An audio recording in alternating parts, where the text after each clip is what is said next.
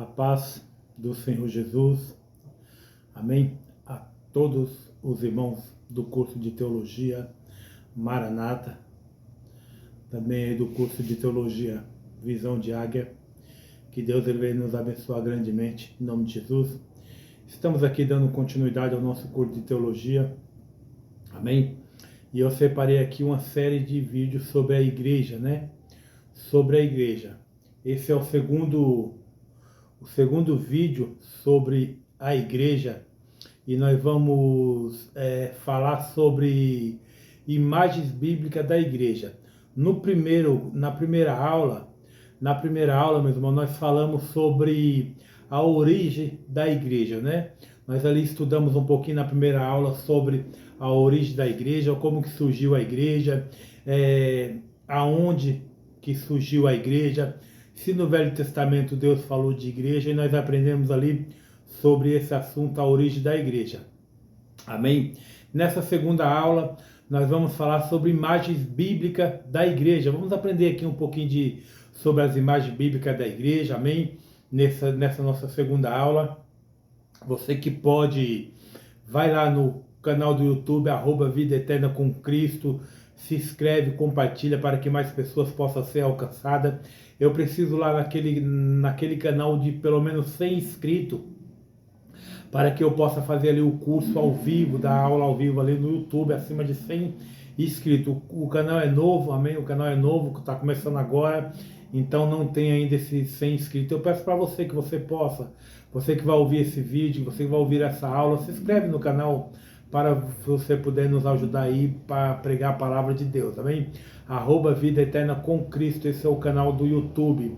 Escola de Teologia Maranata no Facebook, Escola de Teologia Maranata também, eu tenho um canal no YouTube também, Escola de Teologia Maranata.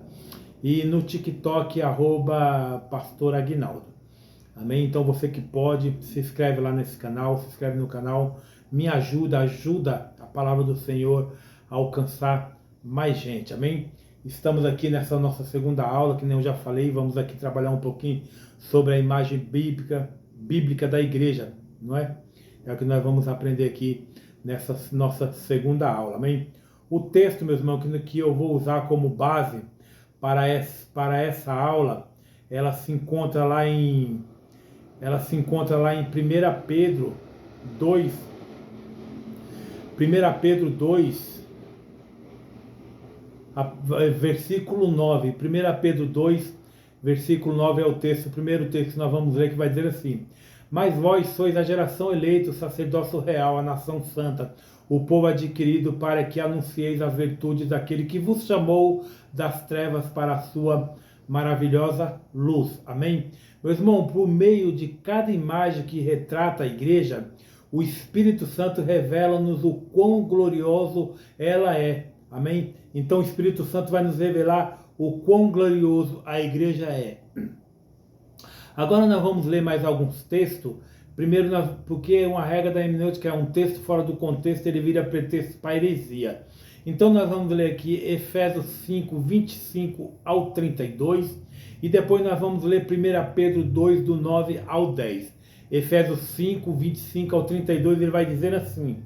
Vamos para o texto.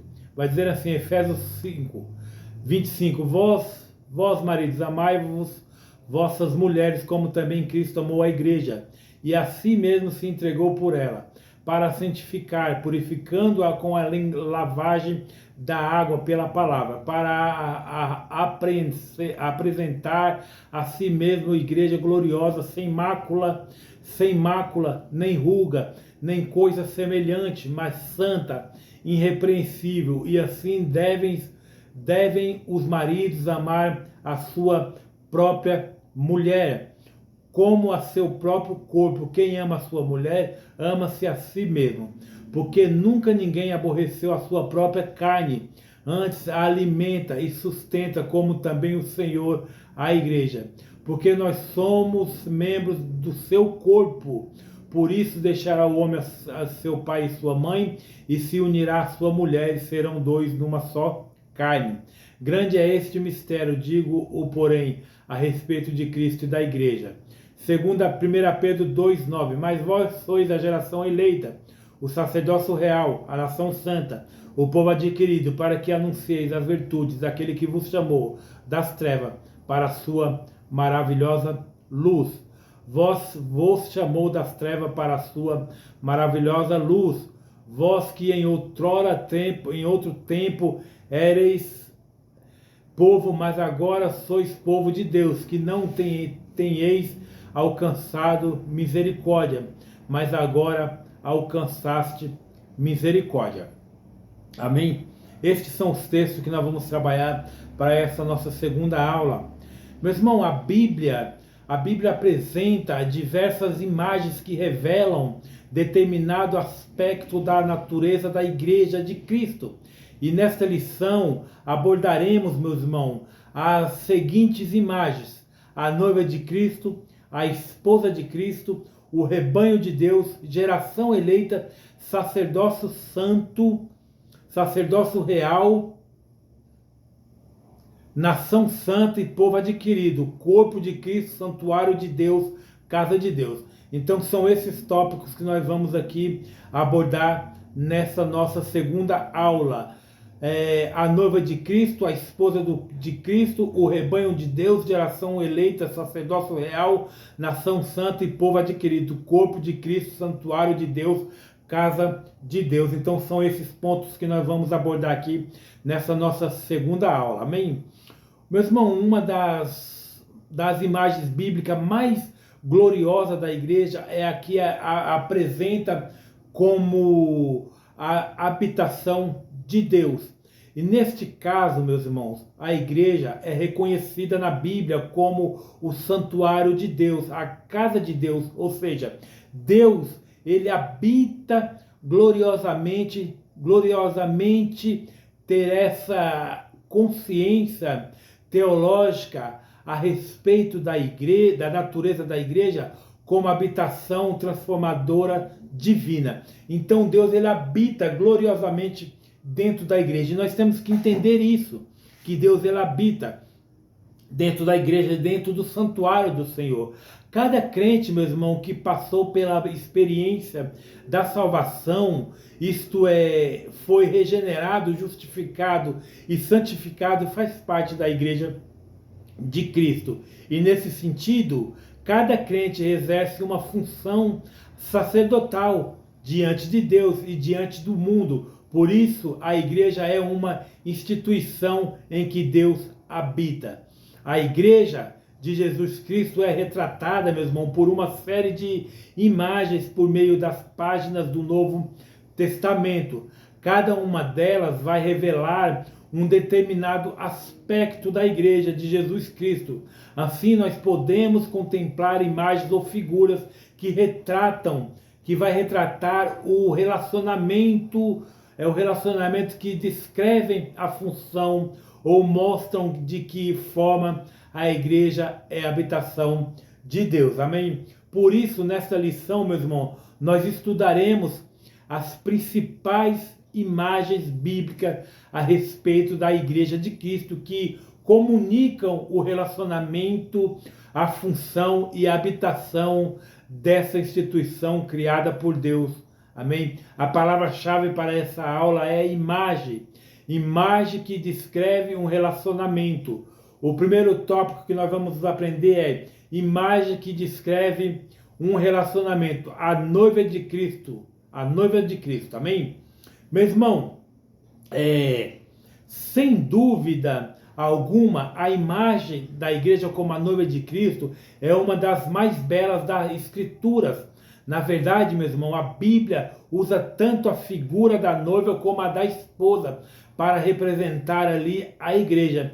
Primeiramente, a igreja é descrita como uma virgem pura, em 2 Coríntios 11, 2. Vai descrever ali a igreja como uma virgem pura. Amém?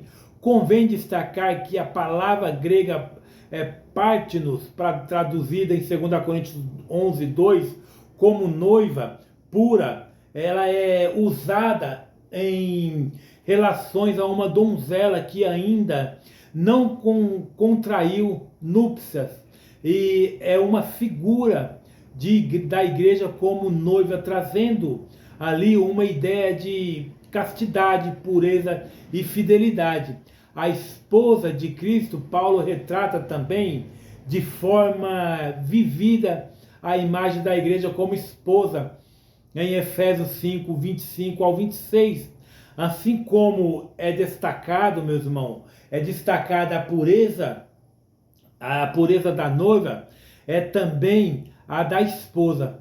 Mas nós devemos, meus irmãos, ressaltar que esse relacionamento de Cristo com a igreja é fundamentado no amor. Cristo amou a igreja, como diz Efésios 5, 25. Cristo, ele amou a igreja.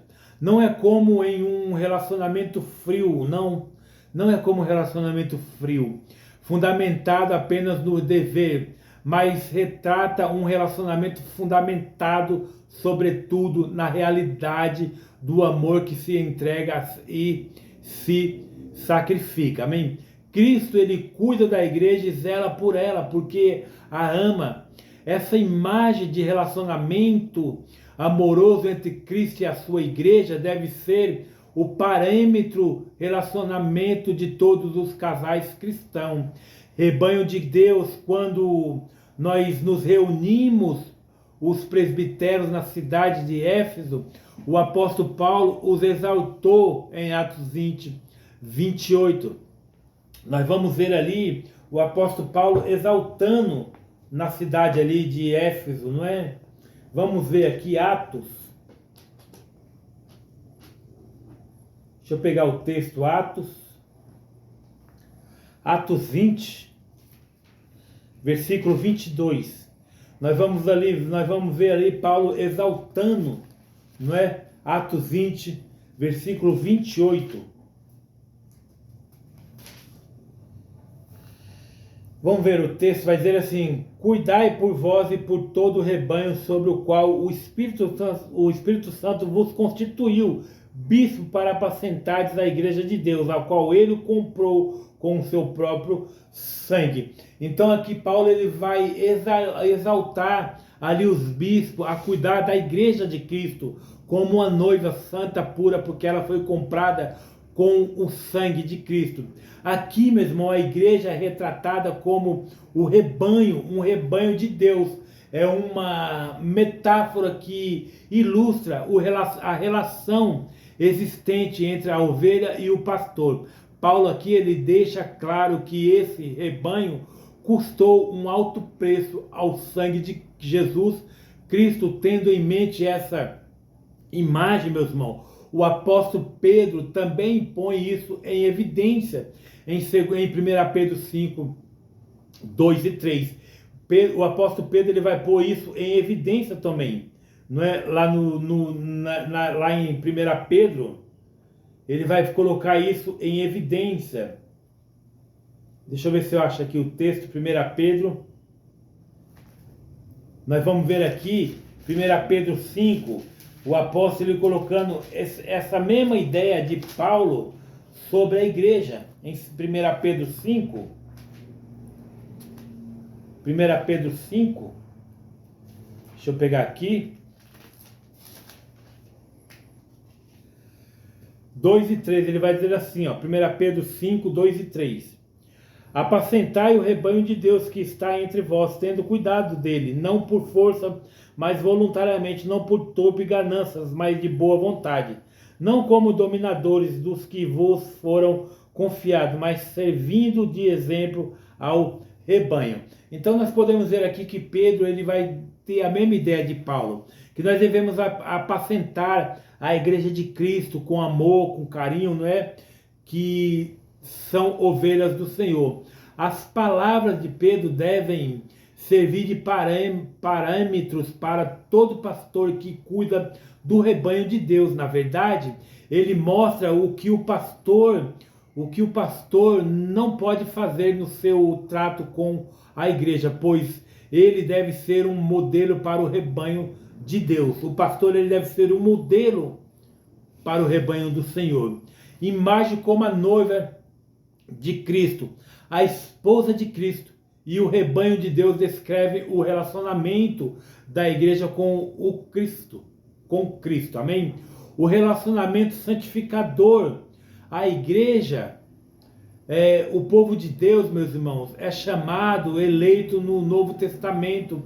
Vai ali ser chamado eleito, não é? Porque Deus tem escolhido a igreja para fazer a sua obra nesta terra. Então Deus ele escolheu a igreja para fazer a obra nesta terra. Por isso que ela é chamada como um povo escolhido para fazer a obra nesta terra, fazer a obra nesta era que nós estamos por meio do Espírito Santo que está ativamente operante a santificar os crentes e conformá-los à imagem de Cristo. Então nós somos chamados para fazermos a obra, não é, como igreja. Romanos 8, 28 e 29. Sabemos que todas as coisas contribuem juntamente para o bem daquele que ama a Deus, daquele que são chamados segundo o seu propósito, porque os que dantes conheceu também os predestinou para serem conforme a imagem de seu Filho, a fim de que ele seja o primogênito entre muitos irmãos. Mais de 100 vezes, meu irmão, o povo de Deus é chamado os santos, no grego agioi, de Deus no Novo Testamento. Então, mais de 100 vezes o povo é chamado de santo, não é? No Novo Testamento. Não se entende as pessoas assim, designadas como de condições espirituais superior, nem seu comportamento perfeito ou santo. As muitas referências à igreja em Corinto como santos de Deus, elas devem servir de indício suficiente deste fato. Pelo contrário, ressalta-se novamente que a igreja, ela é a criação de Deus e que pela iniciativa divina os crentes são chamados para serem santos, como diz 1 Coríntios 1, 2, amém? A igreja era chamada para ser santo, para se santificar. Segundo ponto, a imagem que descreve função. A imagem que descreve função. Geração eleita, sacerdócio real, nação santa e povo adquirido. Assim como havia um povo de Deus debaixo do antigo pacto, em Êxodo 19, 5 e 6, agora, pois, se diligentemente ouvides a minha voz e guardardes a minha aliança, então sereis a minha propriedade peculiar dentre todos os povos, porque toda a terra é minha, e vós me sereis um reino sacerdotal e o povo santo. Estas são as palavras que falarás aos filhos de Israel. Isaías 43, 3. Porque eu sou o Senhor teu Deus, o Santo de Israel, o teu Salvador. Dei o Egito por teu resgate, a Etiópia e a Seba em teu lugar. E da mesma forma, Deus possuiu um povo debaixo do novo pacto, como diz 1 Pedro 2, 9. Mas vós sois a geração eleita, o sacerdócio real, a nação santa, o povo adquirido, para que anuncieis as virtudes daquele que vos chamou das trevas para a sua maravilhosa luz. Amém? Geração eleita, a palavra grega genos, traduzida aqui como geração, também ela possui o sentido de raça. O Novo Testamento mostra que em Cristo, tanto judeus quanto gentios, elas fazem parte de uma só geração ou raça por causa do que eles têm em comum. Não há distinção de raça, cor, sexo ou status sociais. Em Cristo todos formam a geração eleita. Em Cristo todos somos uma geração eleita. Não existe credo, sexo, raça, religião. Todos nós somos nação eleita, geração eleita por Cristo. Sacerdócio real. Em sua primeira carta, o apóstolo Pedro descreve os crentes que formam a igreja de Cristo como os que exercem um sacerdócio real. 1 Pedro 2,9, sacerdócio real, nação santa, povo adquirido, não é? Então Pedro ele vai nos exortar. Essa imagem ela vem do antigo sistema sacerdotal levítico na antiga aliança. Deus ali ele escolheu uma família, a de Arão, para oficiar ali, para oficiar como sacerdotes. Da mesma forma ele fez na nova aliança. Deus ali separou a família de Arão para ser sacerdote, né? Ali para tomar conta ali do templo, tomar conta do tabernáculo ali que Moisés construiu no deserto. Então Deus levantou ali o sacerdócio de Arão para ele ser ali um sacerdote, um ofício como sacerdotes. Da mesma forma ele fez na nova aliança. Deus ele também separou ali na nova aliança. Contudo, há uma diferença fundamental entre o sacerdócio exercido debaixo da antiga aliança e aquele exercido na nova aliança. Ali, meus irmãos, essa função era reservada só apenas para uma tribo, a tribo de Levi. O sacerdócio ali, ele era reservado apenas para a tribo de Levi. E desta forma, a família escolhida para essa missão foi a família de Arão, que foi separado para esse sacerdócio na antiga aliança. E por outro lado, meus irmãos, debaixo da nova aliança, todo cristão, ele é um sacerdote. Agora, todo cristão tem o privilégio de queimar o incenso. Isso é de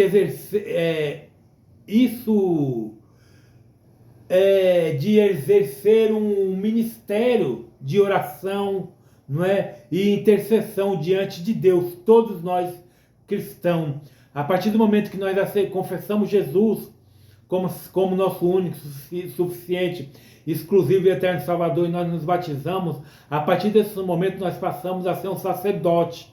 Nós passamos a ser uma pessoa que vai levar a palavra do Senhor, não é? Ter um ministério, exercer um ministério de oração, um ministério de intercessão diante de Deus, como diz Salmo 141, 2. Suba a minha oração perante a tua face como incenso, e as minhas mãos levantadas sejam como o sacerdócio da tarde. Nação santa é um povo adquirido. Ambos os termos vêm adjetivos, mostrando o que essa nação é. Esse povo representavam e eles representavam e deveriam ser, não era uma nação ou um povo qualquer, era uma nação santa, era um povo adquirido para Deus. Essa é uma figura muito forte para retratar uma igreja consagrada a Cristo inteiramente. O corpo de Cristo, não é? E essa é uma das imagens mais fortes, o corpo de Cristo. Frequentes no Novo Testamento, meus irmãos, para retratar a igreja. A igreja é o corpo de Cristo, mas do que uma reorganização, a igreja é um organismo, não é? Então a igreja é retratada ali como o corpo de Cristo, e mais do que uma organização, a igreja ela deve ser um organismo vivo, né? A analogia ali da igreja como um corpo é muito significativa. Ela é muito significativa por quê? Primeiramente porque, meus irmãos, retrata a harmonia e unidade que há no corpo. Então ela vai retratar ali a harmonia, a unidade que tem que ter no corpo, que há no corpo. No corpo humano, tudo está em seu devido lugar, como diz 1 Coríntios 12, 12, porque assim como o corpo é um e tem muitos membros, e todos os membros deste um corpo, sendo muitos, são um só corpo, assim é Cristo também. Todos os membros cooperam para o bom funcionamento do corpo, como diz 1 Coríntios 12, 21, 22, 25. Logo, meus irmãos, nenhum membro faz menos parte do corpo que as demais. Todos são necessários dentro do corpo. A variedade de órgãos, membros e funções constitui a essência da vida física. Nenhum órgão pode estabelecer um monopólio no corpo, assumindo as funções do outro. Cada organismo, cada célula dentro do corpo humano, ela tem a sua função, ela tem o seu objetivo. Nenhum pode assumir, não é, a função do outro corpo, do outro organismo. Um corpo constituído por um só órgão seria monstruosidade, uma monstruosidade, meus irmãos. Imagens como geração eleita, sacerdócio real, nação santa, povo adquirido e corpo de Cristo descrevem ali a função que a igreja exerce diante de Deus e do mundo. O caráter cooperador do corpo de Cristo. Vamos ver qual é o caráter cooperador do corpo de Cristo. Os escritos de Paulo, eles enfatizam a verdadeira união que é essencial dentro da igreja. Por exemplo, meus irmãos, o corpo é um e tem muitos membros, assim é Cristo também, 1 Coríntios 12:12. E da mesma forma que o corpo de Cristo tem o propósito de funcionar eficazmente como uma só unidade, meus irmãos, também os dons do Espírito Santo, eles são dados para equipar o corpo pelo Espírito Santo. O mesmo Senhor, o mesmo Deus que opera tudo em todos para o que for útil. Como diz 1 Coríntios 12, do 4 ao 7. Há diferentes tipos de dons, mas o Espírito é o mesmo. Há diferentes tipos de ministérios, mas o Senhor é o mesmo. Há diferentes formas de atuação, mas é o mesmo Deus quem efetua tudo em todos. A cada um, porém é dada a manifestação, não é? É dada a manifestação do Espírito, visando ao bem comum. Por esta razão, os membros do corpo de Cristo devem agir com grande cautela, para que não haja divisão, do grego, schisma, no corpo, mas antes tenha os membros iguais, cuidando um dos outros. Então, ali o corpo, os membros têm que um cuidar do outro, para que não haja divisão no corpo, mas antes tenha os membros igual, cuidando uns dos outros, como diz Romanos 12:5. Assim, nós que somos muitos, somos um só corpo em Cristo, mas individualmente somos membros um dos outros. Meus irmãos, os cristãos podem ter essa união e mútua solicitude, porque foram todos batizados em um espírito, formado um corpo, como diz 1 Coríntios 12:13. A presença do Espírito Santo habitando em cada membro do corpo de Cristo, ela permite a manifestação legítima desta união. Amém?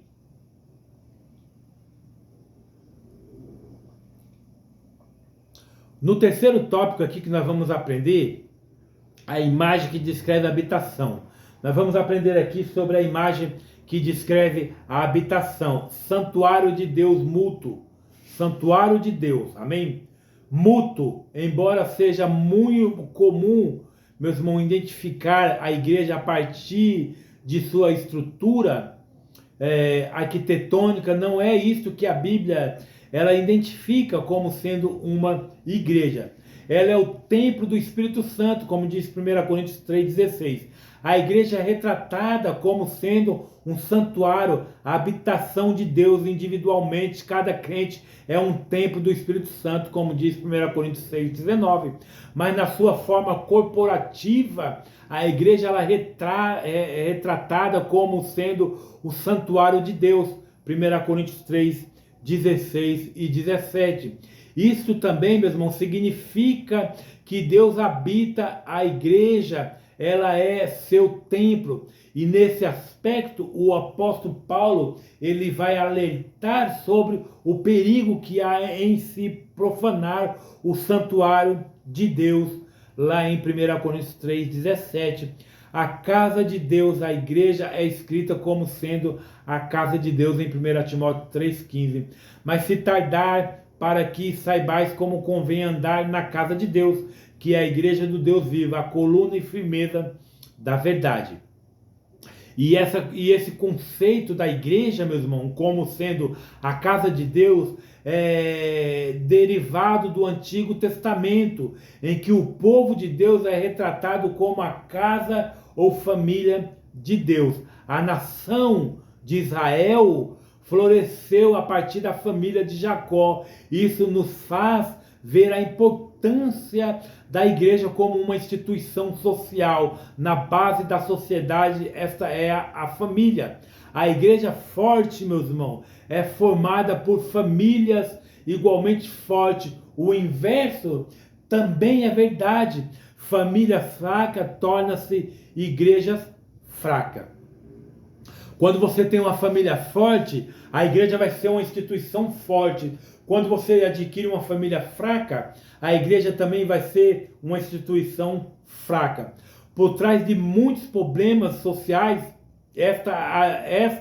a desestruturação familiar, a recomendação de Paulo em 1 Timóteo, ela revela que a igreja só orienta por um padrão moral que deve nortear o comportamento na sociedade. O privilégio, meus irmãos, de ser igreja, à luz do que estudamos nesta lição, podemos fazer algumas considerações. Quais são os privilégios de nós sermos igreja? Vamos fazer aqui algumas considerações. Primeira, a Igreja de Cristo é uma instituição formada por salvos que se relacionam com Deus e por isso eles fazem parte de seu rebanho. Segundo, a Igreja de Cristo é uma instituição formada de salvos que exercem uma função sacerdotal diante de Deus perante o mundo. E finalmente, meus irmãos, a Igreja de Cristo é uma instituição em que Deus, ele habita e vive. É um privilégio fazer parte da Igreja de Cristo. Imagem como santuário de Deus, a casa de Deus, descreve a igreja como a habitação de Deus. Amém?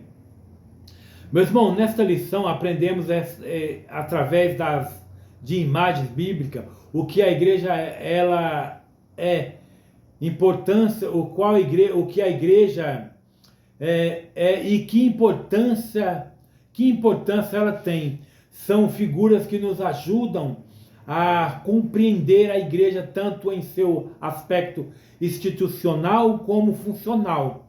Assim, essas imagens ajudam o crente a descobrir qual o seu lugar na igreja, o corpo de Cristo.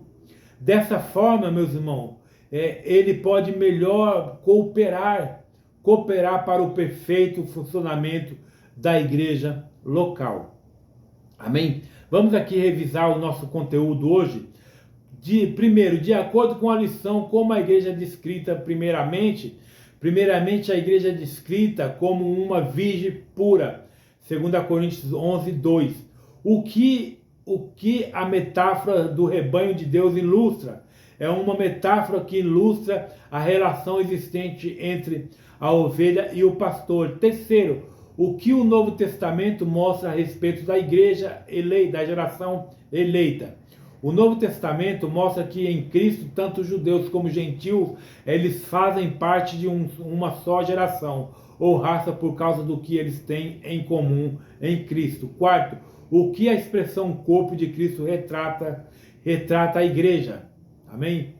Como a igreja é retratada em sua forma corporativa.